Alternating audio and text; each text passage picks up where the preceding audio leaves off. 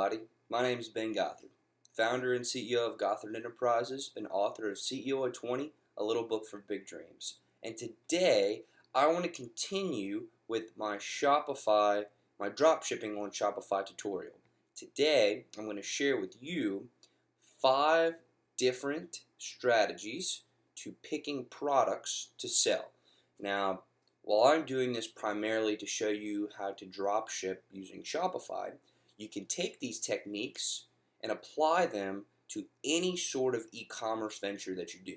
Whether you want to sell affiliate products, whether you want to sell your own products, whether you want to private label, whether you want to drop ship other people's products, whatever your avenue is, whatever your business model you decide to go with, you need to be able to pick products effectively. So I'm going to give you 5 different tools to use, and then at the end, I'm going to show you how I combine all 5 to create my own unique strategy and to create my own sort of filtration system, if you will, to make sure that I'm only spending my time, I'm investing my time and my resources into products that are going to sell. When you know what products are going to sell before you start selling them, then you're going to have a much better time and you're going to have a lot more profitable of an e-commerce experience. So that's the goal. Let's make some money. Let's become financially free, and I'll see you on my computer screen in a second. Alright everybody, so now we're in my computer screen and we can start figuring out how to pick products. Now, the strategy that I'm going to show you, well, the 5 different strategies, all revolve around the idea of figuring out what's already working and taking advantage of that. So we want to figure out what's already working, what's already being sold on the marketplace, what people are buying, and we are going to give them that. It's as simple as that. So in order to figure out what people are selling, we need to gauge the marketplace. Now, these 5 different techniques are actually 5 different tools that we're going to use in order to gauge the marketplace 5 different ways. The first way is Google Trends. Now, Google Trends is really cool because it will tell you the popularity of different search terms on Google. And Google, as we know, is one of the biggest, most expansive search engines in the world. So if we understand and tap into Google Trends to see what's most popular on Google, then we'll have a better idea of some products that we might be able to sell ourselves. Okay, so let's hop on over to Google, and we're going to type in Google Trends. Go here, and now we're going to see a topic. We're going to explore a topic. So this means that we want to type in a search term that will tell us, or that will tell Google what we want to sell. So let's say we have an idea to sell something like baseball caps, okay, or just hats in general. So we can say baseball cap, and we can search, and we'll see that the interest over time for baseball caps is represented by a graph here. Now, the reason this is so powerful is because you can see the trends of people searching for baseball caps. So if somebody's going to buy a baseball cap online, they're probably going to type in baseball cap, look for products, and then make a purchasing decision. So if the term baseball cap has an increasing interest over time, as we can roughly see here, it kind of dropped off lately, but it's a general trend starting down from here in 2012, and now it's up. It's more than doubled since then in the past 4 years. So it's been a pretty steady increase. You can see that there are some fluctuations here, but in general, the trend has been that it's increasing. So you know that baseball cap, the search term, is pretty secure. You can rest assured that over the past 4 years, the term baseball cap has been searched for, and so that could be a viable product. But let's get more specific. So let's say instead of just baseball caps, we want to niche down into snapback. Well, we can actually compare these two and figure out which one we want to sell. Okay, so you see here, the red represents snapbacks, and the blue represents baseball caps. So you can compare these two and determine which one you want to sell. Now, as you can see, in the past 4 years, snapbacks have done basically the opposite of what baseball caps have done. Snapbacks have declined in popularity over time. So that would be a product that you might want to stay away from long term. Now, you might be saying, oh, well, the popularity is still greater for snapbacks than for baseball caps. This is true. And you might want to ride that out for as long as you can. You know, there's not one size fits all for e-commerce, for selling product online. It really is up to you, but I want to give you the tools that you need to make an informed decision. So the first technique that we're going to use is this, Google Trends. We're going to identify a product that we might want to sell. We're going to search the interest over time on Google Trends, and we're going to identify products that have the strongest positive trending graph. So you can see here snapbacks and baseball caps. Well, let's remove it, and let's look for something that is really hot on the market right now. Let's say wood watches. As you can see, lately, wood watches have peaked. They have spiked. So you would know that you would see from the graph that it spikes at certain times of the year, right? So in December, it looks like wooden watches are spiking, okay? So now we're bringing in the seasonality of the product to our product selection process, right? So while wooden watches may be fantastic products during the month of December, November, December, they might not be selling so hot all throughout the year. So you really want to identify the trends of the product that you're going to sell, because if you want to sell, let's say, camping equipment, you're not going to want to sell that at a time when camping equipment is at its lowest interest, its lowest popularity. When people are not buying it, you don't want to be selling it. Just like wooden watches. You wouldn't want to be selling wooden watches here in this dip right here in March. No, you want to be selling wooden watches in November, December, because that is when the most people are searching for it. That's when the most people are looking to buy. So we're tapping into Google Trends. We're figuring out what product is popular, what this product has been doing over the past couple of years, and you can go back. You can go back even further than 5 years. You can say 2004 to present, okay? And so you can truly see the interest over time, and you can make sure that you understand the market that you're getting. Is your product seasonal? Is your product going to increase in popularity? Is your product decreasing in popularity over time? It's better to know before you just jump into it, so that you can prepare in every different aspect. For example, with these wooden watches, we see that they're spiking in December of almost every single year. So in September and October and November, we're going to want to bump up our marketing spend, because we know that people are going to start buying in December. So you just have to kind of play the game, and you have to understand what you're getting yourself into. Okay, so Google Trends, that is our first technique.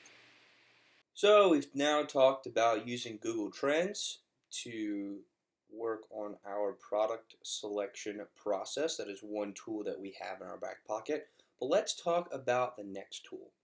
And this tool is called Watchcount. And we're just going to go to watchcount.com to use this tool. So let's slide on over.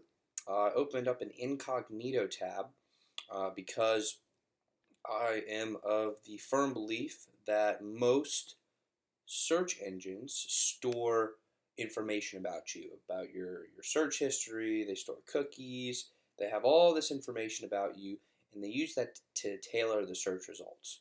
So with Google Trends, it's not as big of an issue. With Watchcount, it's also not as big of an issue, but I'm just going to get into the habit of showing you guys how to pick products in an incognito mode, just so it sticks, just so I can practice what I preach. So watchcount.com. And what's cool about Watchcount is that it tells you what's most popular on eBay as voted by eBay users. So you can find what's hot on eBay. For example, say you want to pick a category. Let's say, for whatever reason, you really want to sell sporting goods. Okay, well, you can get eBay to show you what's most popular. And it'll tell you how many people are watching the item. And so it also tells you the past sales. Now, what's cool about this is that you can see how popular or how hot a certain product is. So let's say you're looking for a product to start off in the market with. You might not want to start with a $184 product. I mean, you might, and power to you if you do, but I typically like to start a little bit lower, so I might go with this flashlight right here, this flashlight for only $5. Now, here's a little trick. You want to make sure that the number of watchers is less than the number of past sales. And I'll tell you why. Past sales are probably your most important metric here because you want to make sure that this product actually sells. Now, when you see that there's a significant amount of watchers and an even more significant amount of past sales, you know that not only is it currently a hot product, but it has also been selling like hotcakes. So you want to find a ton of watchers on the watch count and a ton of past sales. I like to set up a little ratio. So here, it's about 5/35. Okay, if my math serves me correctly, that's about 1/7. That's a really good ratio. That's a really good ratio. That means for every one person watching, there are 7 buyers. That is a fantastic ratio. I would actually go ahead and use this product, or at least check it out and see, because when you have this good of a ratio, it's hard not to win, because you're seeing that people are currently looking at it, so they want to buy it, and tons of people have already bought it. So that's the power of watch count. You can see in any category, any keyword. So let's say for sporting goods, you want to see jacket. Then it'll tell you specifically jackets, right? So for any keyword in any category, in almost any region, you can see what's selling, what's hot, and what you might want to jump into. So the second tool is Watchcount, because it systematically analyzes eBay for you. Okay, so we've talked about Google Trends and we've talked about Watchcount.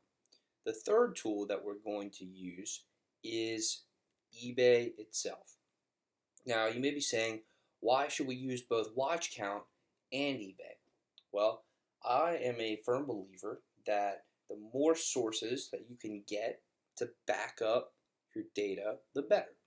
So let's dive right into eBay, and I'll explain a little bit more about what I mean by that. So we're here on eBay, and what we're going to do is we're going to go into a very specific niche. And by niche, I mean we're going to pick one product in a very, very specific category. So let's say, for example, we want to go to home and garden, and then we'll go to kitchen and dining. This is purely random. I've never looked at this before. I just want to show you the process that I go through when I pick products to sell. So you're shopping by category. I like to niche down even more than that. So I like to niche down as far as I possibly can. And again, I'm choosing these at random. And so now we're gonna go down to cake stands. So within dinnerware and serving dishes, we're gonna go into cake stands. That's a very specific product, a very niche product. You see how many different, so we went home and garden, kitchen, dining, and bar supplies, dinnerware and serving dishes, all the way down to cake stands. So this is niching down into a very specific product.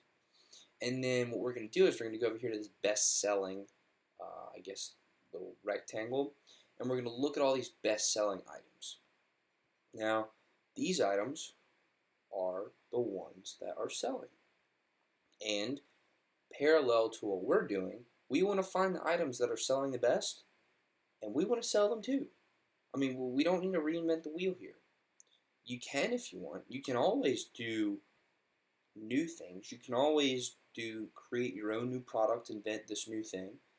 But for a significant amount of the people who are looking to jump into e-commerce, it doesn't really matter what you sell, as long as you're able to sell something that makes you money. So if you're going to go by that logic, you just want to make sales and make some cash, why not sell what's already working? Don't reinvent the wheel. So go to best selling, look through these things, pick something that you like, pick something that you think you can sell, something that you might be able to find a better deal on, and sell it. It's really as easy as that. So if you're going to sell on eBay, or you're going to sell products from eBay, then look on eBay. See what's selling the best and sell that and do it different or better than they're doing. Okay, so the third tool that you have is eBay itself. And the more research that you do within the actual search engine itself, because again, eBay is a search engine. It is geared towards sales, but it is similar to a search engine. So figure out what people are searching for. Figure out what people want and give it to them. So again, the third tool is eBay itself. All right, so we've talked about 3 tools that we have to pick products to sell. We have Google Trends, we have Watchcount, and we have eBay. But we absolutely cannot leave out one of the biggest, most highly trafficked sites on the internet today, which is Amazon. That's right. Amazon is the everything store. You can get anything on Amazon. You can get everything on Amazon. And it does a very good job of presenting you with research, with data that you can go and use when figuring out what to sell. What do I mean by this? Let's jump over to Amazon. Okay, so now we're at Google here. We're going to type in Amazon best sellers, because we want to see the most popular items on Amazon. So let's pick a random niche. Okay, let's pick kitchen and dining. And so now, again, we see all these hot selling items, but we want to niche down into the most specific item that we can possibly find. So let's do tabletop. Again, we have all these different options. So let's keep going. Okay, coffee mugs. We can keep going down. Okay, so now we have gone through kitchen, dining, tabletop, cups, mugs, and saucers into coffee cups and mugs. So this is as niche down as it's going to get. And we can see now the products that are selling the best, right? You have this loose thing, you have this camera, coffee mug, camera lens, coffee mug, a prescription bottle, all these different things. So you can see what's working. You can see what people are already buying, because again, these are the best sellers, right? So let's go look at these coffee mugs. So it's a #1 bestseller, and basically what this is telling you is exactly what is working. Okay, so if you want to sell something and you need to figure out how to do it, why not go look at the things that are already selling and replicate what they're doing and change it slightly to add your own twist, to add your own variation. Okay, so this is a great camera lens travel thermos. Stainless steel, insulated cup, easy clean lid, 13.05 ounces. Okay, so maybe you could do a similar mug, but instead of pricing it for $12.89, maybe you price it at $10.89. Maybe you beat them on price. Maybe you give a lifetime warranty on your mug. If it breaks, you'll replace it. Maybe you throw in buy one, get one half off. Whatever you need to do to be different or better, do it. If you want to succeed, look at what's working and do it different and better. So when you go to Amazon and you see these best sellers, it gives you so much information because you can see exactly what they're saying here in their description. You can see how they structured their title. You can see exactly what you need to see in order to succeed yourself. So when you're coming up with a title, come here, look at exactly what their title is. Don't copy it exactly. But look at it, understand why they did what they did, and replicate it and make it relevant to your product. Okay, so they're saying coffee mug. What is it? They're getting a little more in depth. Stainless steel, so the material with easy clean lid. That's a benefit. The size, the color, and here's another benefit. Go with premium stainless steel spoon. All of these things, all of the pieces of this product page, it's all clues to solve the puzzle of how to be a bestseller. So you have to just piece together everything. So you're going to have to come up with your own title, but use this title as a guide. Use it as a template. You're going to have to come up with your own description. Well, take notes on this. See what they did. See what they did well. See what you would improve on, and do it. Okay. Another thing you can do is come down here to the reviews, and if you want to figure out how to be different and better, then read the negative reviews. Okay, so was expecting for the lid slider to work. Okay, so maybe the lid slider doesn't work. That could be a competitive advantage that your mug offers that this mug doesn't. Poor job of keeping coffee hot. Okay, there's a competitive advantage. It leaks. Okay, it's maybe a little smaller than it actually says. It feels like it's made of cheap material. So you see, you can come in and you can read these negative reviews, and you can see why people are unhappy. And when there are enough people that are unhappy with a certain lack of a feature, then that's where you can come in with your product and you can grab up this market share. Because if this person is expecting a lid slider to work, and you present them with a product that the lid slider does work, then they're going to be happy, and they're going to prefer your product over this product. And they might even buy your product because it solves the problem that they were having. Okay, so do your research. Come in, look, understand what they're doing. Because if this person's a bestseller, this product's a bestseller, there's a lot to learn, and there's a lot of good that they're doing. They're doing more good than they are bad. So you want to understand and pick apart what they're doing that works. And I'm not saying it's easy, but I'm saying that's the step. Those are the steps that you need to take. You need to just keep looking at different bestsellers and seeing the similarities in their titles, the similarities in their descriptions, and come read the negative reviews. Find out where there's a hole in the market, where there's opportunity, and then take advantage of it. Snatch that opportunity, because that's how you could be the next bestseller. So again, when you're coming to look for products to sell, you can always come to the Amazon bestseller list and see what's already working. People are looking for this product because it's a bestseller. It is a bestseller, which means people are buying, and they're buying tons of it. So again, don't reinvent the wheel.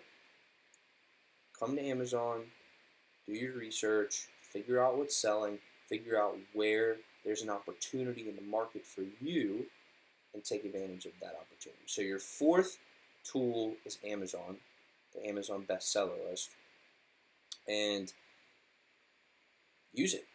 Use it. Don't pass up on an opportunity to take advantage of the data that is available to you. Okay, so the fourth tool is Amazon. Okay, so we've talked about 4 of the 5 tools.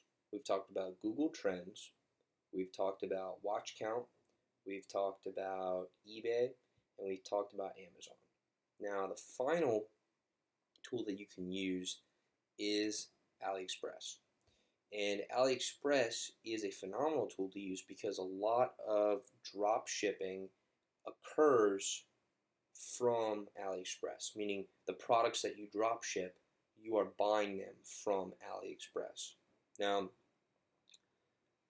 this process of using Aliexpress is similar to the Amazon one, so let's jump into it and explore it. So we're on Google, and we're just going to type in Aliexpress, and we're going to go to the home page. Now, similar to what we did with Amazon, we're going to go to best selling, and we're going to see what is most popular on this website. Okay, so we might want to see what the weekly bestsellers are. We might want to see what some hot products are, and we can go down and niche down into different categories and still see these hot products. So maybe it's fashion, maybe it's sports, maybe it's kids, maybe it's home and garden, but whatever categories you are comfortable with and you want to spend your time selling is the one that you want to do research in. So once you find a good category, you just have to look through it and just see which products you want to sell. So again, similar to Amazon, you want to utilize the Aliexpress data, all the data that they provide to you just by being a naturally occurring search engine. They give you all the information that you need to be informed. Well, let's take it a step further. Let's say we want to search, or we want to sell sporting goods. We're going to type in sporting goods. And now we're going to see all these different products. Now, the key here is to find the products that are the best selling. Okay, so how do we do that? We're first going to go to orders. And this is crucial because we want to see which products have been ordered the most. And we do that for a few reasons. The first is that we want to make sure that people are buying them. Okay, because if nobody's buying these products, then we do not want to sell them. Because we don't want to waste our time, we don't want to waste our energy, our effort, and our resources on trying to sell a product that nobody's trying to buy. So this product is sold about 1,700 times, so it might be something to look into. Okay, so let's look. Now it's a relatively cheap product. It's waterproof and good quality. Okay. Now, when we're looking at a product like this, we want to think about how much customer service we're going to have to provide with a product like this. So, yeah, it's only $7.60 to sell, but is this watch going to break? How durable is it? Do we need to send some sort of warranty with it? Do we need to have some sort of guarantee? Is there actual buyer protection? Because after a certain amount of time, this seller is not going to offer any sort of warranty on it. And so when you're trying to make a sale, say this watch breaks, are you responsible for it? or is the seller responsible for it? These are just kind of things you need to think through when you're picking products to sell.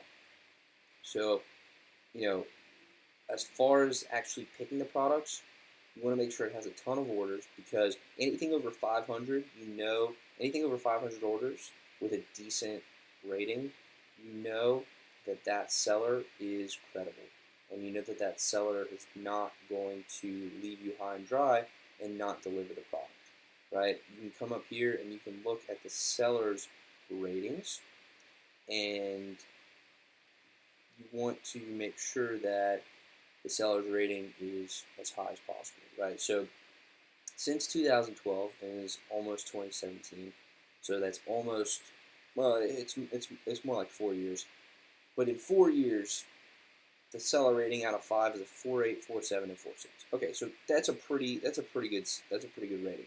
99% positive feedback. I would feel comfortable ordering from the seller. Now, I might not pick this product because, again, it is electronic, so it could break, it could run out of battery, it could short out. There's a lot of different things, but you want to make sure. The important thing is ton of orders, a very good ranking here, both the product ranking and the seller ranking. Okay, so again, we're using Aliexpress. We're finding products that have been ordered a ton of times from a reputable seller, and we're finding items that are hot. We're going to the bestseller list, finding those products. Okay, so that's how you use this fifth tool, which is Aliexpress. Okay, so now we've talked about all 5 tools that you can use when picking products for e-commerce. Now, what I like to do personally is I like to go and I like to check, I like to cross-check all my products with all those different tools. So I'll go and I'll look on Watchcount, and I'll go double check that on eBay, and then I'll make sure that that product's selling well on Amazon, and then I'll make sure that there's a product that I can sell that is similar or better to that same product on Aliexpress. And then I want to check Google Trends to see if that product is seasonal, if that product has a downward interest or more of an upward interest. I'm just checking to make sure that I'm picking a product that's going to sell. That's the key. That is the key. You want to cross-check, because if the same item is selling on all these different platforms, and it's doing well on all of these different mediums, and it's selling here, it's selling there, then it's not just the platform. It's not just Amazon being huge. It's not just Aliexpress being cheap. It's not just eBay being convenient. It's the product. So you want to align yourself with products that sell. So if you use my system of doing all 5, and that is my system. I used all 5 of those things. Before I sell a product, I check on all 5 of those channels, and I make sure that that item is selling on all of them. Or if it's not on some of them, I find something very similar and make sure. Because I need to make sure.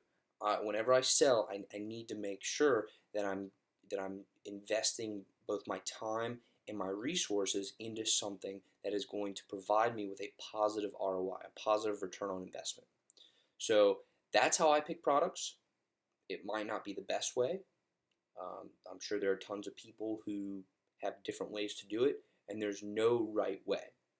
But before you invest your time and your money, I would highly advise you to make sure that you're confident in the process that you go through to pick a product.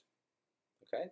So thank you very much for listening, and part 3 will be out soon. Thank you very much.